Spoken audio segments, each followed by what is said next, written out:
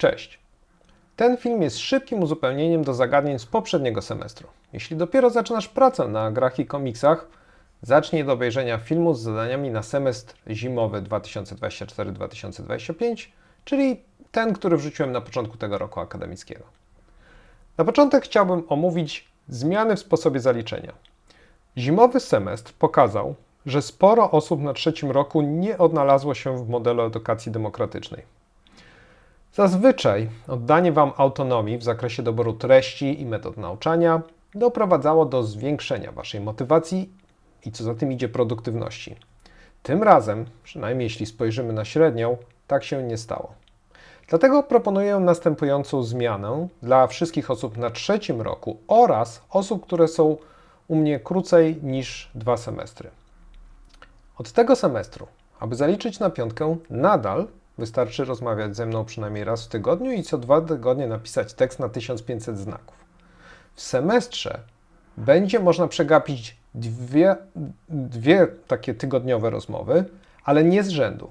Oczywiście, jeżeli będziesz chory, chora, to proszę nie przychodź na zajęcia i nie zarażaj innych. Wystarczy, że zgłosisz mi na Slacku chorobę w DMC i już. Główna zmiana pojawia się w sytuacjach, gdy ten warunek nie będzie spełniony.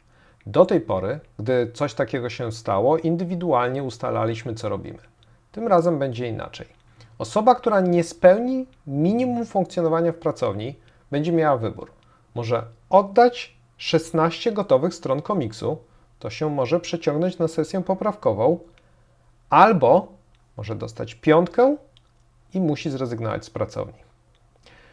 Tak jak powiedziałem wcześniej, te zmiany dotyczą osób, które są mniej niż 2 semestry w pracowni. Wyjątkiem są osoby, z którymi z różnych powodów na koniec semestru zimowego zawarłem inną umowę.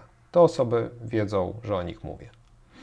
Mam nadzieję, że dla osób, które potrzebują motywacji zewnętrznej, ten straszak będzie wystarczający. A osoby, które dobrze się czują w edukacji demokratycznej, nie będą odczuwały niesprzyjającej presji, bo wymóg minimalny tutaj nadal jest bardzo niski, bardzo elementarny.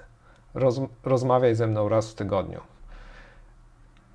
Co do zadań w semestrze letnim.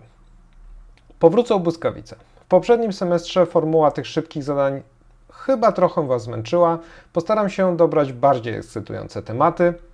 Niezwykle mi zależy, żebyście nauczyli się pracować szybciej, dlatego gorąco Was zachęcam do tych krótkich projektów. Oprócz tego proponuję nowy temat antologii. Będzie to potwór tygodnia. Potworem może być cokolwiek. Kaiju, klasyczny wampir, mackowe obrzydlistwo czy człowiek, bo jak wiemy z Walking Dead, człowiek jest najstraszniejszym potworem. Ograniczenia takie jak w poprzednim semestrze. Pełny kolor, dokładnie 4 strony, nie 2, nie 8, dokładnie 4 strony, format i marginesy, takie jak widzicie na slajdzie.